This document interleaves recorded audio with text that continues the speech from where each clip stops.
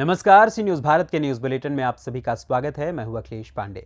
इस बुलेटिन में हम बात करेंगे बिजनौर की, जहां चांदपुर में मांगों को लेकर भारतीय किसान यूनियन भानु के कार्यकर्ताओं में से 6 लोग बैठे भूख हड़ताल पर। आगे चर्चा होगी रतलाम की, जहां रेड अलर्ट के बाद भी लोग नहीं हो रहे हैं सतर्क। साथ ही चर्चा होगी विदिशा की, जहां सिरोंज में असम के सीएम ने जन आशीर्वाद यात्रा का किया शुभारंभ। और भी तमाम खबरों पर आइए विस्तार से करते हैं चर्चा। बिजनौर के चांदपुर में भारतीय किसान यूनियन से जुड़े 6 लोग भूख हड़ताल पर बैठ गए हैं। भारतीय किसान यूनियन से जुड़े किसान तहसील परिसर में पूर्व निर्धारित कार्यक्रम के तहत धरना प्रदर्शन कर अलग अलग विभागों से जुड़े अधिकारियों को विभिन्न मांगों को लेकर ज्ञापन देने आए थे। अधिकारी ज्ञापन लेने नहीं पहुंचे तो अनिश्चितकालीन भूख हड़ताल पर बैठ गए। भारतीय किसान यूनियन की किसानों सहित विभिन्न लोगों से जुड़ी 15 मांगे हैं। तहसील में बैठो, क्या मामला है? आज हम तहसील में भारतीय किसान यूनियन भानु का पूरा परिवार बैठा है, लेके ग्राम सभा से राष्ट्र तक सभी पदाधिकारी यहाँ पर। क्या मामला है? क्यों? हमारे मामले बहुत हैं। एक जो तहसील में भ्रष्टाचारी चल रही है लेखपालों की, एक जो हमारे किसानों के साथ गन्ने के सट्टों में दिक्कत चल रही है। हमने कह दिया था एलआईयू को 3 दिन पहले कि गन्ना समिति के चांदपुर में एक सचिव, चांदपुर नूरपुर, पीडब्ल्यूडी का एक्शन, बिजली विभाग के दोनों एक्शन, वन विभाग का डीएफओ और जल जो पुलिस संबंधी एसपी ग्रामीण को बुलवाया था।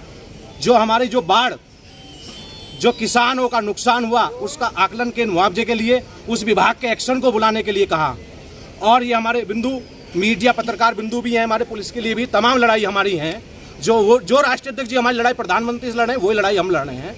किसान कर्ज माफ, किसान की जो मुख्यमंत्री जी ने घोषणा की थी बजट में कि ठाकुर भानु प्रताप सिंह के कहने से मैं बिजली फ्री करता हूँ, उसका जियो भेजें। इसलिए अब आज हम यहाँ पर धरने पर बैठे थे कि हम अधिकारियों की वजह से जो यहाँ पर ना आए, इस वजह से आज 18 तारीख दोपहर बाद 3 बजे से हमारी भूख हड़ताल शुरू हो गई है। बिजनौर से सी न्यूज़ संवाददाता सलीम हाशमी के साथ अजमल अंसारी की रिपोर्ट।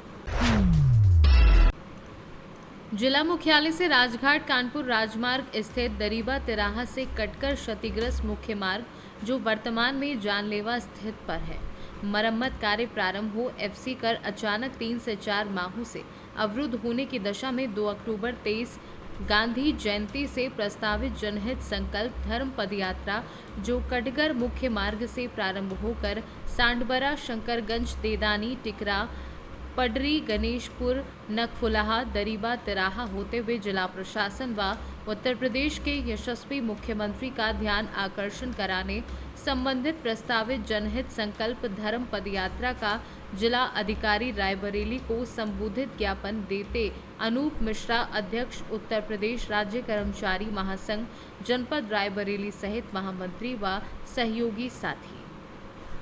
रायबरेली से सी न्यूज़ संवाददाता देवराज की रिपोर्ट। खबर एमपी के रतलाम से है, जहां रतलाम में मौसम विभाग की चेतावनी के बाद रतलाम जिले में बीते 36 घंटे में करीब 10 इंच से ज़्यादा बारिश दर्ज हुई। वहीं सर्वाधिक बारिश बजाना क्षेत्र में 20 इंच से अधिक तो सबसे कम आलौट क्षेत्र में 5 इंच से अधिक हुई है। देखा जाए तो विगत वर्ष के मुकाबले इस वर्ष अब तक 10 इंच से अधिक बारिश दर्ज हो चुकी है। मौसम विभाग ने रतलाम सहित अन्य जिलों को भी रेड अलर्ट घोषित किया है। वहीं कलेक्टर नरेंद्र कुमार सूर्यवंशी ने आम जनता से आह्वान किया है कि वह जलभराव वाले पर्यटक स्थल पर जाने से बचे। वहीं कलेक्टर द्वारा अतिवर्षा होने के कारण स्कूलों की छुट्टी भी घोषित कर दी है, लेकिन ऐसे में जलभराव जैसी जगहों पर फिर भी लोग घूमते हुए नहीं मान रहे हैं।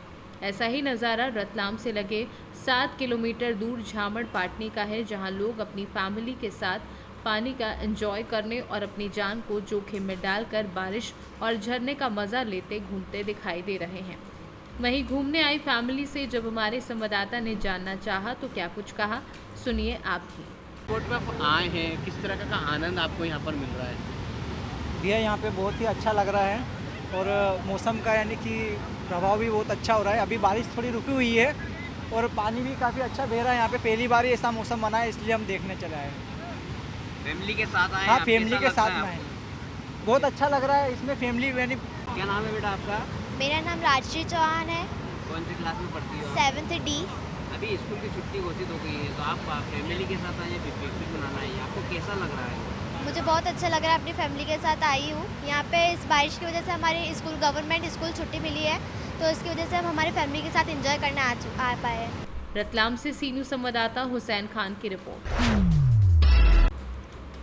सुपौल जिला के प्रतापगंज थाना क्षेत्र के सौराजन गांव के मछाहा टोला में शनिवार को आपसी विवाद में बुजुर्ग महिला समेत 4 के साथ मारपीट कर जख्मी करने का मामला प्रकाश में आया है, जहां पीड़ित बुजुर्ग महिला के पुत्र मुश्तबा कमाल ने थाने को दिए आवेदन में कहा कि मैं अपने भाई मोहम्मद मुर्तजा कमाल के हत्या के लंबित कांड का सरकारी गवाह हूँ।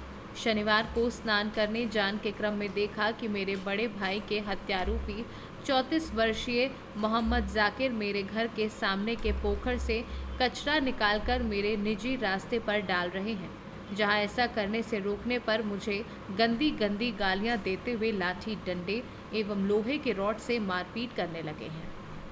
क्या नाम हुआ आपका? नस्लिमा खातून। क्या मामला हुआ आपके साथ? मेरे साथ मामला हुआ, हम अंगना जंग सोए हुए थे उसी में। हल्ला कुछ सुने न तो निकल के गए उधर से जाकिर आया, मुझे उठा करके रोड पे पटक दिया। कहाँ का है जाकिर? ये बगल में। आखिर पहले से भी कोई विवाद चल रहा है क्या उनके साथ?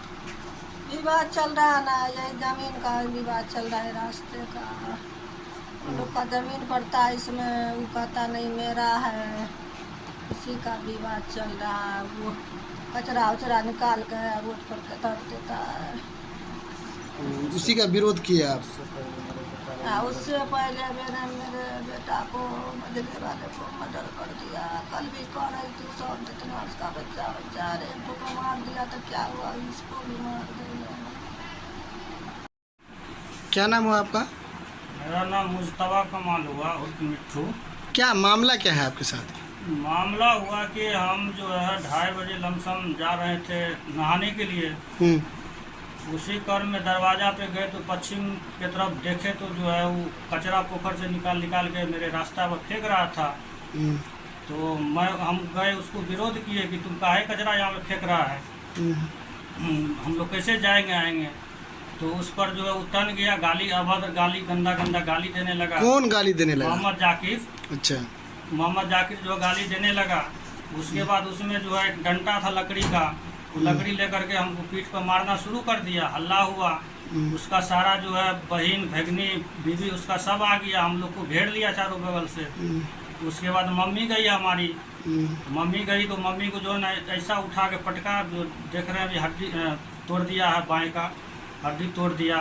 उसके बाद जो हम लोग जो यहाँ से निकले जो है हॉस्पिटल, भाई को जो दांत काट लिया, हमको भी पैर में मारा, पीठ में मारा। मम्मी को लेके जो है आनंद फानंद जो प्रतापगंज हॉस्पिटल गए, तो वहाँ से हॉस्पिटल से जो है रिफ़र कर दिया कि फार्मेसीगंज बेहतर इलाज के लिए आप जो है फार्मेसीगंज निकलिए, हड्डी वाला डॉक्टर के पास।